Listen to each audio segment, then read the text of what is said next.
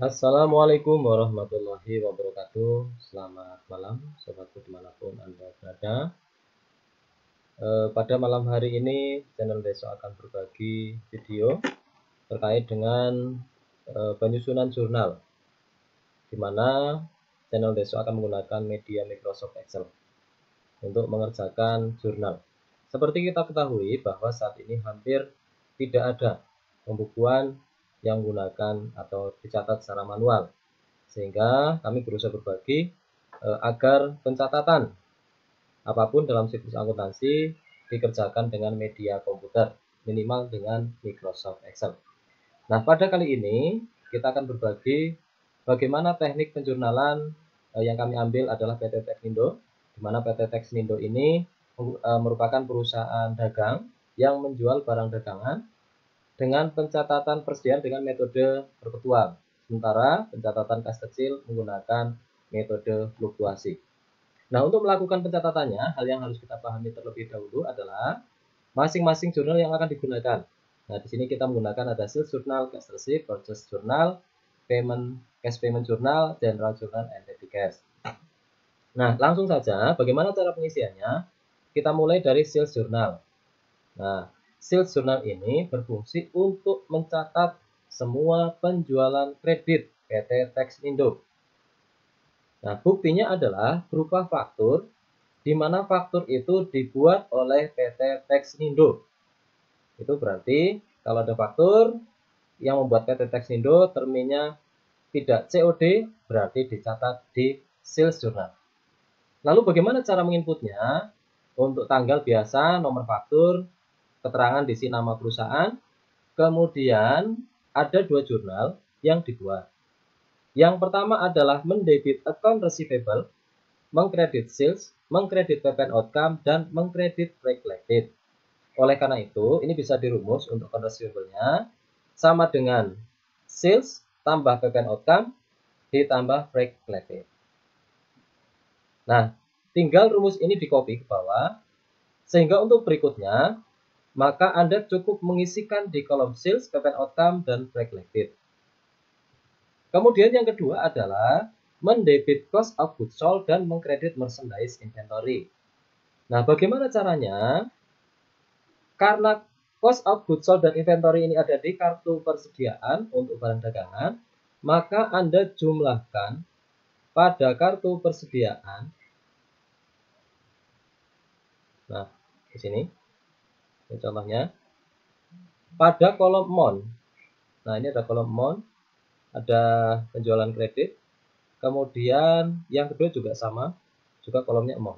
Jumlahkan, masukkan angkanya di sini. Ya, atau di merchandise inventory, salah satu saja. Misalkan masukkan di kredit karena tadi juga yang diisi kredit, walaupun tidak harus. Maka cost of goods sold-nya nanti bisa menggunakan rumus sama dengan merchandise inventory. Enter. Kemudian ini kita copy, sehingga sobat, ketika Anda memasukkan merchandise inventory di baris berikutnya, kalau ada penjualan kredit lagi, maka otomatis cost of goods sold akan terisi. Ketika Anda masukkan sales, PPN outcome, dan break collected, maka otomatis account receivable akan terisi.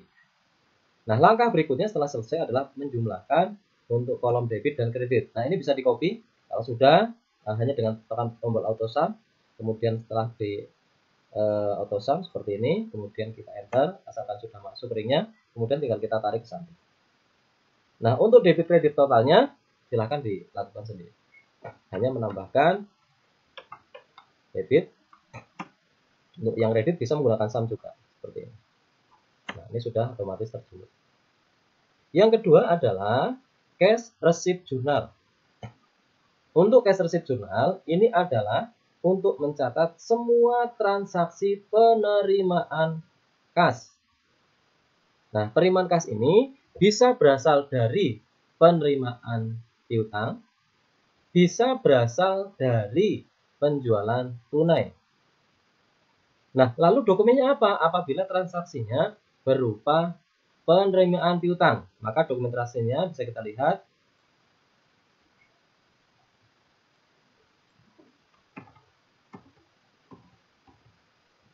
Nah, ini Buktinya berupa bukti kas masuk.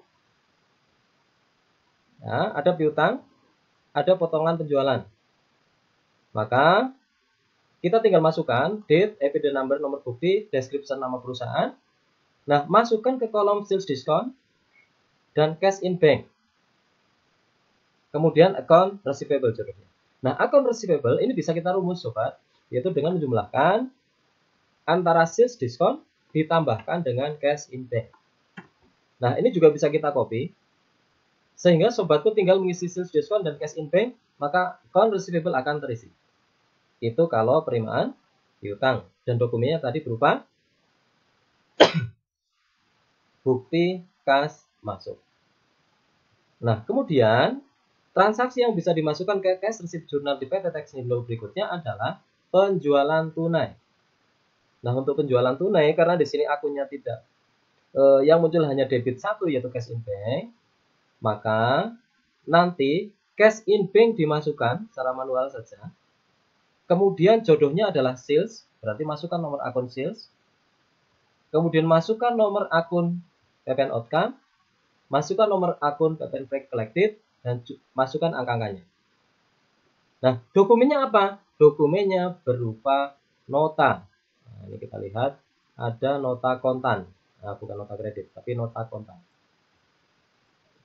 Nah, ini. Ya, ini nota kontan. Berarti nanti yang kita masukkan pertama kali di cash in bank adalah ini. Nah, kita masukkan. Nah, misalkan ini transaksi yang kedua. Nah, ini karena sudah terumus anak-anak, padahal jodohnya bukan conversion, maka kita hapus, masukkan di sini.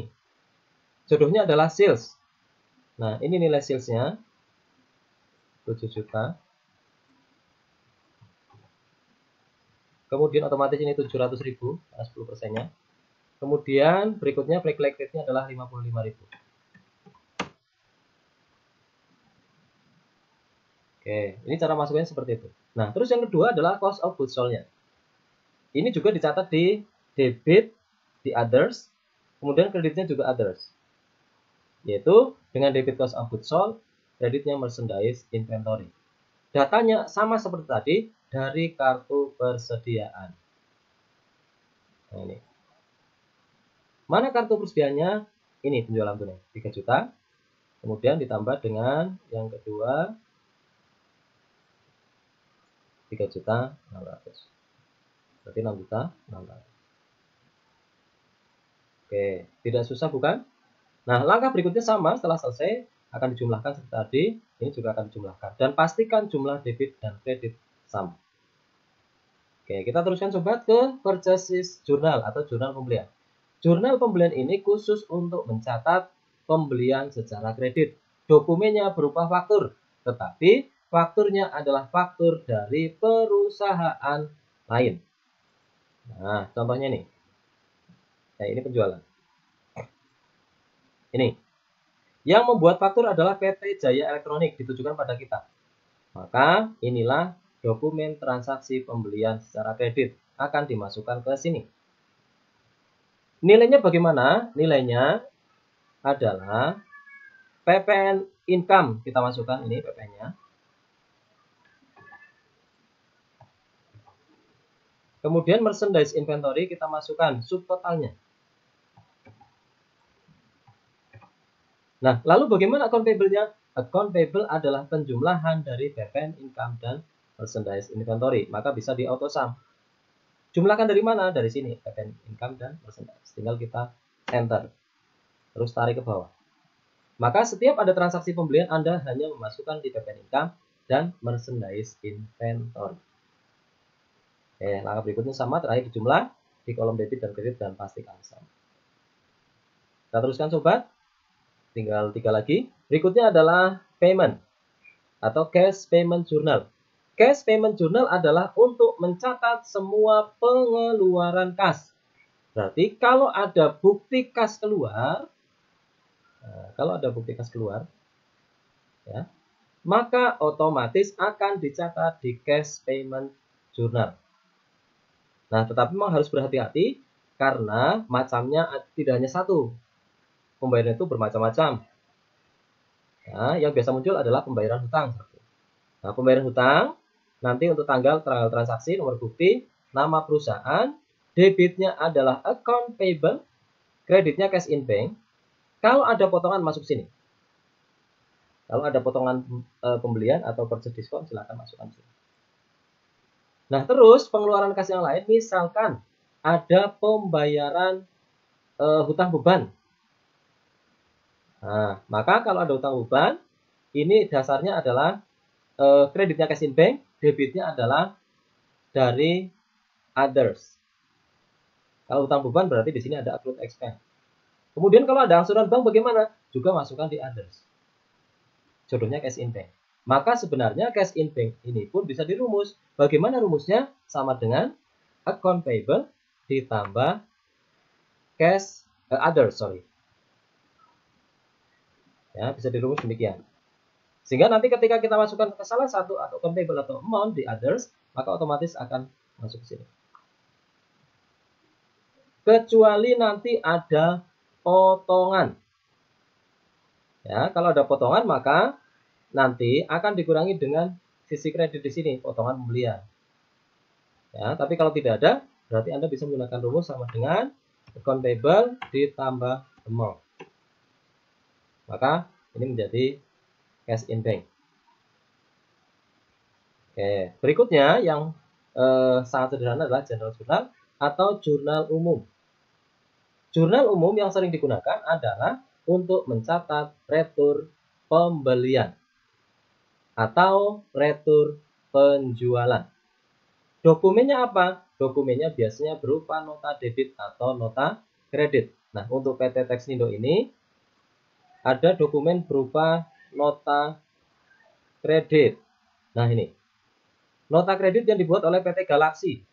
Berarti PT Galaxy ada transaksi retur penjualan. Sedangkan kita PT Texnindo adalah retur pembelian. Oleh karena itu, dicatat di jurnal memorial. Tanggal, misalkan ini tanggal 16. Nomor buktinya nanti diisi. Debitnya apa? Debitnya adalah mengembalikan dari pembelian. Berarti debitnya account payable. Kemudian kreditnya adalah merchandise inventory. Kemudian mengkredit PPN income. Nah, tinggal kita masukkan angkanya. Angkanya dari mana? Angkanya adalah dari sini. Account payable merupakan penjumlahan keseluruhan. 14.520. Kemudian merchandise inventory ini dari subtotal 13.200. Nah, PPN income ini dari PPN 1.320. Oh, itu untuk general journal. Nah, terakhir adalah petty cash journal. Nah, petty cash journal ini fungsinya adalah untuk mencatat semua dokumen voucher kas kecil. Di mana nanti tanggal diisi tanggal, nomor bukti, keterangan, ringkasan transaksi, nomor akun debit, jumlahnya, kemudian kredit yang petty cash. Nah, sehingga petty cash ini tidak perlu diisi tapi menggunakan rumus. Rumusnya sama dengan amount. Kemudian kita copy ke. Oke sobat, demikian untuk penyusunan jurnal khusus PT Texnindo dengan menggunakan Microsoft Excel. Nah, mudah-mudahan ini bisa membantu untuk sobat dimanapun Anda berada dalam mencoba menerapkan jurnal dengan menggunakan Microsoft Excel. Terima kasih sobat sudah menonton video ini. Sampai jumpa di video berikutnya.